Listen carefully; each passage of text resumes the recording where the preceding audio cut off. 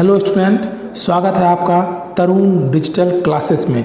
मैं आज एक आईटीआई के सिलेबस को लेके आया हूँ, नए सिलेबस के लेके आया हूँ जो है वो सब्जेक्ट है works of calculation and science.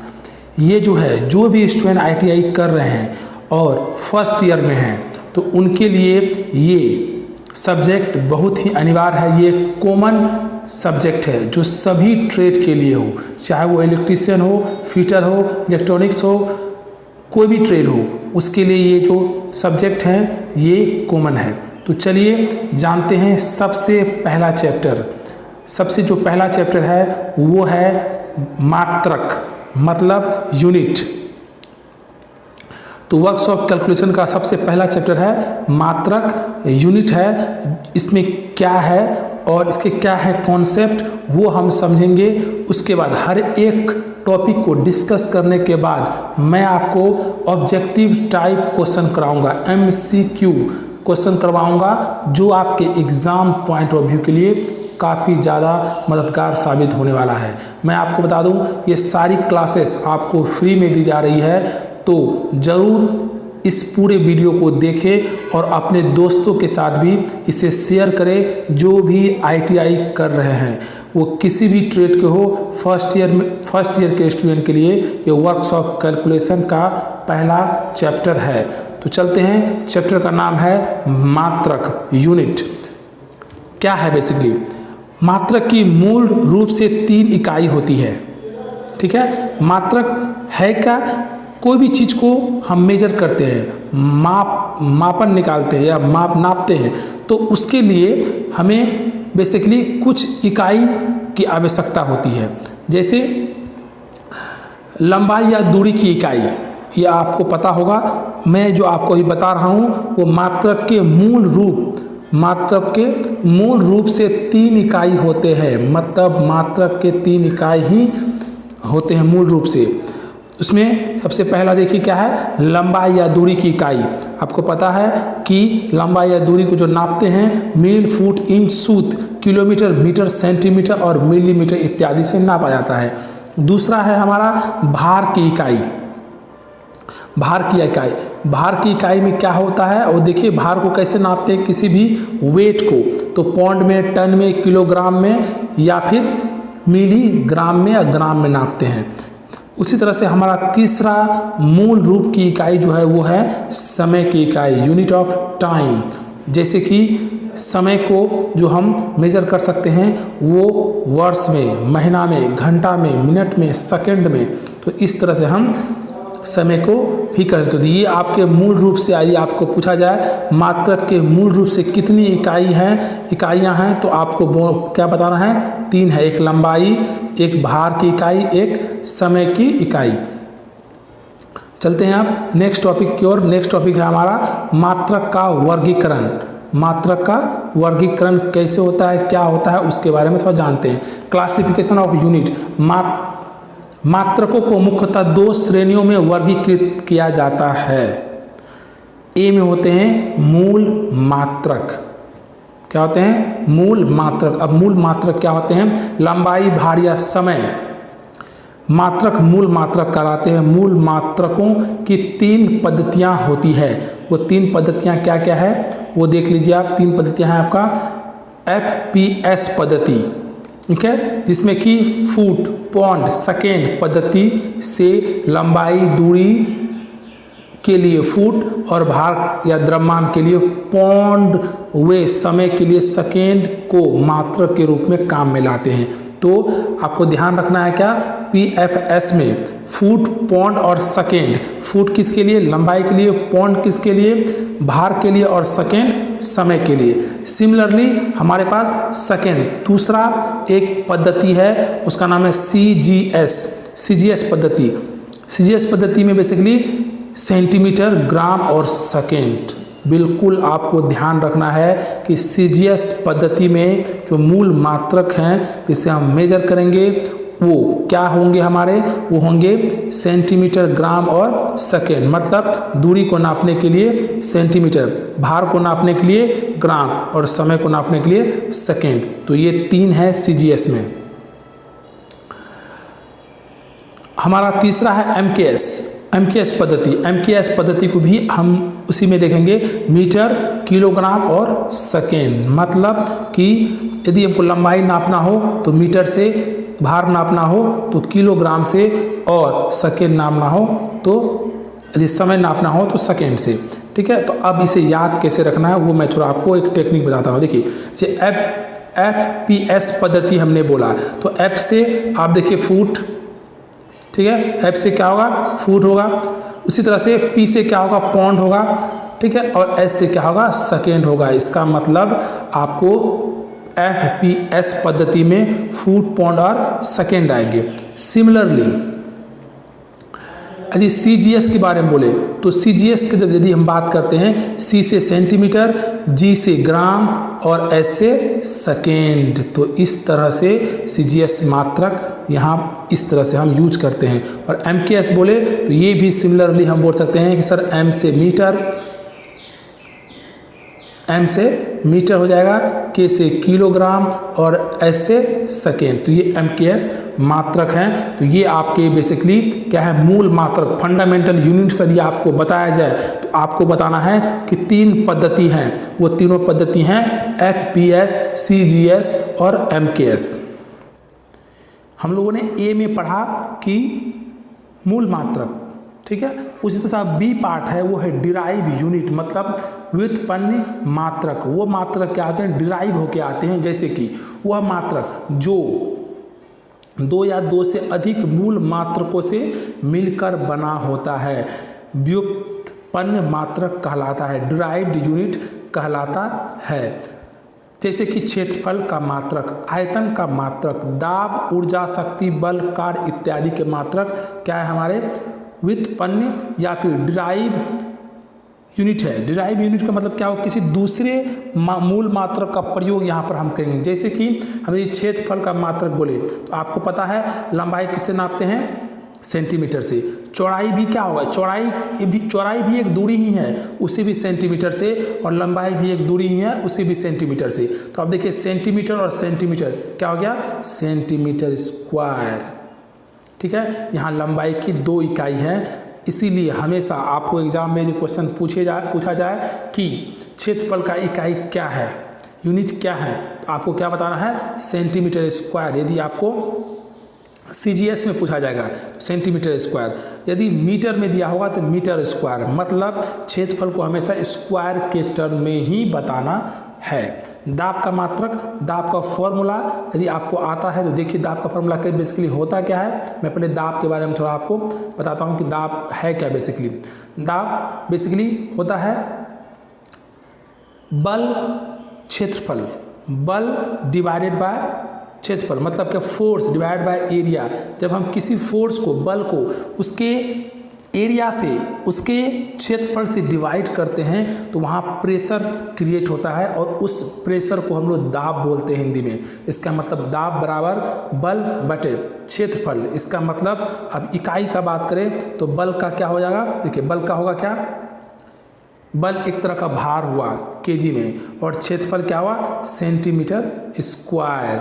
इसका मतलब बल केजी बाय सेंटीमीटर स्क्वायर। तो यहाँ पर दाब है, और इस दाब का जो इकाई है वो एक क्या है, डिराइव करके लाया गया है। मतलब क्या, व्युत्पन्न करके लाया गया है बल और क्षेत्रफल के साथ। और मैं आपको बता दूं, इसी दाब को हम लोग यदि बोले तो पास्कल भी बोलते हैं। दाब का इकाई पास्कल भी होते हैं, जो हम लोग आगे पढ़ाई करेंगे।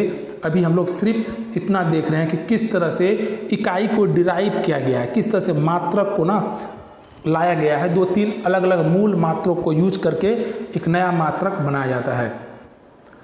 हमारा अगला टॉपिक है मात्रक का रूपांतरण, मतलब कन्वर्जन ऑफ यूनिट्स। मीट्रिक पद्धति या फिर और ब्रिटिश पद्धति के मात्रकों को पारस्परिक संबंध है, मतलब म्यूचुअल रिलेशन है उसमें। वो क्या रिलेशन है देखते हैं, बात करते हैं। यहाँ पर लंबाई को आपको पता है लेंथ है, उसके इंग्लिश हैं। और इसी मीट्रिक प्रणाली में जो बात रखा गया है वो ये है कि 1 माइक्रोन बराबर 0.001 मिलीमीटर, 1 मिलीमीटर बराबर 1000 माइक्रोन, और या फिर हम बोल इसे मीटर में चेंज करना होगा तो इसे हम लिखेंगे 0.001 मीटर। तो ये मीट्रिक का प्रणाली है जो आपको जानना चाहिए। सिमिलरली मीट्रिक प्रणाली में ही 1 सेंटीमीटर इक्वल टू 10 मिलीमीटर। ये आप बिल्कुल ध्यान रखिएगा, ये ऑब्जेक्टिव क्वेश्चन यहाँ से बनते हैं। और 1 डेसीमीटर बराबर, देखिए यहाँ पर 1 सेंटीमीटर बराबर 10 मिलीमीटर, 1 डेसीमीटर बराबर 10 सेंटीमीटर, 1 मीटर बराबर 10 डेसीमीटर, 1 मीटर बराबर 100 सेंटीमीटर। और इस तरह से जैसे ही हम ऊपर से नीचे की ओर आ रहे हैं, आप एक चीज़ नोटिस कर सकते हैं, जैसे ही हम ऊपर से नीचे की ओर आ रहे हैं, आप देखिए इकाई जो है वो इंक्रीज हो रहा है, मतलब उसका मान बढ़ता ही जा रहा है। ठीक है, पहले सबसे छोटा सेंटीमीटर, अब उससे बड़ा डेसीमीटर, उससे थोड़ा सा बड़ा मीटर, फिर हमारा डेका आएगा, फिर इस तरह से बातें आगे बढ़ते जाएगी। और 1 डेकामीटर बराबर, ये क्वेश्चन भी पूछा जाता है, 1 डेकामीटर बराबर 10 मीटर, 1 हेक्टोमीटर बराबर 10 डेकामीटर, 1 किलोमीटर बराबर 10 हेक्टोमीटर, 1 किलोमीटर बराबर 1000 मीटर। ये तो हम प्रायः यूज भी करते हैं इस तरह के इकाई को। ठीक है, तो ये हमारा बेसिक्स है। अब हम चलते हैं ब्रिटिश प्रणाली क्या कहता है। ब्रिटिश प्रणाली आपको बहुत अच्छे से ध्यान रखना है, क्योंकि यहाँ से भी आप देख सकते हैं कि 1 फीट बराबर, फुट जिसे बोलते हैं 12 इंच, 1 गज बराबर 3 फुट या 36 इंच। ठीक है, आप यहाँ देखिए फुट को इससे यदि रिलेशन बनाते हैं, यदि आप इस फुट का इसके साथ रिलेशन बनाइएगा तो आपको पता चलेगा 1 फुट में यदि 12 इंच है तो 1 गज में 3 फुट है। ठीक है, आप देखिए 3 फुट है, और 1 फीट में यदि 12 है तो 3 फुट में कितने होंगे, 36 इंच हो जाएंगे। मतलब क्या, इस गज को यदि हमको इंच में बदलना हो, इस गज को यदि इस गज को मुझे इंच में बदलना हो तो हम फुट के मदद से क्या करेंगे, इसे कन्वर्ट करेंगे और 36 इंच हमारा हो जाएगा। 1 फ्लार्ग 220 गज होते हैं, 1 मील बराबर 8 फ्लार्ग, और 1 मील इक्वल टू 1760 गज यार्ड जिसे बोलते हैं। 1 मील बराबर 5280 फुट। इस तरह से हमारा क्या है, ब्रिटिश प्रणाली काम करता है। अब है एक रूपांतरक गुणांक। ठीक है, रूपांतरक गुणांक क्या है वो भी आप यहाँ से देख सकते हैं, जिसे हम मील में प्रायः बात करते हैं। वो है 1 मील इक्वल टू 1.609 किलोमीटर, 1 किलोमीटर बराबर 0.6222 मील, 1 गज बराबर, आप देख सकते हैं ये सारा जो इकाई है, इसे आपको थोड़ा ध्यान रखना, और ये ध्यान तभी रहेगा जब बार बार आप चीज़ों को रिवाइज कीजिएगा, तभी याद रहेगा। अगला है द्रव्यमान या भार। द्रव्यमान को कैसे नापते हैं और इसे कैसे मेजर करते हैं। दूसरा बात, मीट्रिक प्रणाली में कैसे इसका सॉल्व करते हैं, ब्रिटिश प्रणाली में कैसे इसे कन्वर्ट करते हैं, कन्वर्जन होता है, उसके बारे में जानते हैं। द्रव्यमान भार 1 सेंटीग्राम बराबर 10 मिलीग्राम, जो आप यहाँ पर देख सकते हैं, यहाँ से आप नोट्स बना सकते हैं। और 1 डेसीग्राम बराबर 10 सेंटीग्राम, और 1 ग्राम बराबर 10 डेसीग्राम, 1 डेकाग्राम बराबर 10 ग्राम। तो इस तरह से आप देख सकते हैं कि हमारा जो है वो पूरा का पूरा कन्वर्जन का जो रूल है वो कुछ इस तरह से दिया गया है। अब इसी में भार आता है, तो आप ये इस भार के बारे में तो जानते ही होंगे।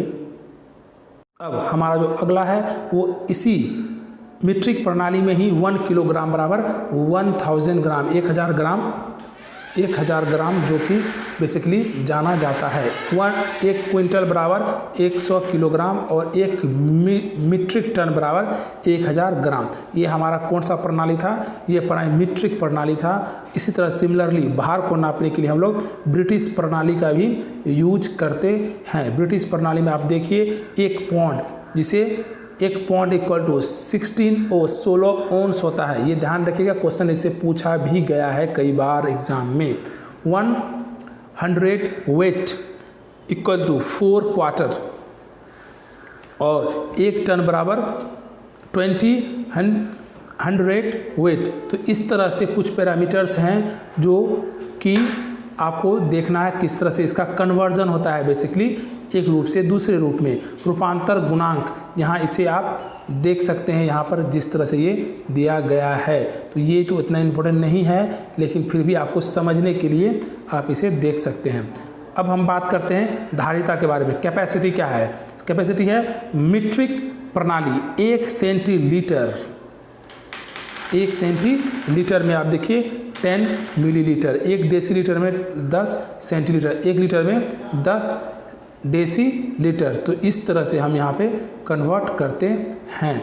अगला है हमारा ब्रिटिश प्रणाली में भी हम देखें तो ब्रिटिश प्रणाली भी हमारा यहाँ पर है, जिसका हम उपयोग बेसिकली अभी के टाइम में इतना तो नहीं करते हैं, लेकिन ये इस तरह से कन्वर्जन इसका होता है। रूपांतर का आप रूपांतरण में देख सकते हैं, रूपांतरण गुणांक में देख सकते हैं 1 gallon equal to 4.5446 litre. 1 gallon equal to इसे यदि घन में नापना हो तो 0.1605 घन फुट। 1 लीटर बराबर, ये बहुत कॉमन है, इसके बारे में आप लोग बहुत यूज भी करते होंगे। 1 लीटर इक्वल टू 1000 घन सेंटीमीटर और 1 घन मीटर बराबर 1000 लीटर। तो ये काफ़ी, ये दोनों जो है इम्पोर्टेंट है, इससे क्वेश्चन भी पूछा गया है कई बार एग्जाम में। अब आयतन की बात करते हैं। आयतन में वॉल्यूम में भी मीट्रिक प्रणाली होते हैं, जिसमें कि आप देख सकते हैं मीट्रिक प्रणाली में क्या है। 1 सेंटीमीटर, 1 सेंटीमीटर, 1 घन सेंटीमीटर 1000 घन मिलीमीटर, 1 घन डेसीमीटर बराबर 1000 घन सेंटीमीटर। इसी तरह से 1 घन मीटर बराबर हो गया हमारा 1000 घन डेसीमीटर और 1000 लीटर। जैसे 1 लीटर बराबर 1 डेसीमीटर और 1 हेक्टोलीटर इक्वल टू 1000 लीटर। ये हमारा पूरा का पूरा प्रोसेस है। ब्रिटिश प्रणाली की बात करें, ब्रिटिश प्रणाली में हम देखेंगे 1 घन फुट इक्वल टू क्या होगा, 1 घन फुट इक्वल टू 6.23 गैलन और यहाँ पर 28.317 लीटर होता है। तो ये ब्रिटिश प्रणाली भी इस तरह से उपयोग में आता है। कभी कभी एग्ज़ाम में इतने डीप में आपको क्वेश्चन नहीं पूछा जाएगा, बस आपको जो जहाँ भी इम्पोर्टेंट होगा मैं उसे मार्क करूँगा और उसके बारे में समझाऊँगा। ठीक है, ये हमारा अब अगला जो टॉपिक है वो है एरिया के रिगार्डिंग, क्षेत्रफल। क्षेत्रफल में मैं पहले भी बता चुका हूँ, कोई भी प्रणाली हो आपको क्या याद रखना है, उसको स्क्वायर में लिखना है। सेंटीमीटर होगा centimetre square, decimetre decimetre square, metre हो तो मीटर स्क्वायर। तो हमेशा क्षेत्रफल को हम क्या करते हैं, उसके जो इकाई होते हैं वो स्क्वायर में ही होते हैं, या फिर आप इसे वर्ग में भी बोल सकते हैं। वर्ग मिलीमीटर, वर्ग सेंटीमीटर, वर्ग डेसीमीटर। तो ये हमारा इस तरह से बनता है हमारा एरिया का इकाई। समय की बात करें तो बहुत कॉमन फैक्टर है और समय के बारे में लगभग आप लोग भी जानते ही हैं कि समय को किस तरह हम लोग, उसकी इकाई क्या होते हैं और उसके संबंधित क्या बातें हैं। 1 मीटर इक्वल टू 10 सेकेंड और 24 आवर इक्वल टू 1 डे, 1 दिन और 30 दिन मतलब 30 डेज इक्वल टू 1 मंथ, 1 मास या महीना होता है। तो ये समय का कुछ कॉन्सेप्ट है हमारे। और 60 मिनट इक्वल टू 1 आवर, 1 घंटा, 60 मिनट में 1 घंटा होता है, 365 दिन में 1 वर्ष और 12 माह में 1 वर्ष। ये बहुत बेसिक चीज़ें हैं, ये आपको जानना चाहिए। और एक इम्पोर्टेंट बात जो है वो ये है कि 4 साल में 1 वर्ष के फरवरी माह में 29 दिन होते हैं। मतलब क्या, आप सुनते होंगे 365 दिन, ये 365 दिन बोला जाए, इसका मतलब फरवरी जो है वो 28 डेज 28 दिनों का होगा। यदि आपका पूरा साल 366 दिन का होता है तो फरवरी 29 दिन का होता है। ये भी आपको ध्यान रखना है।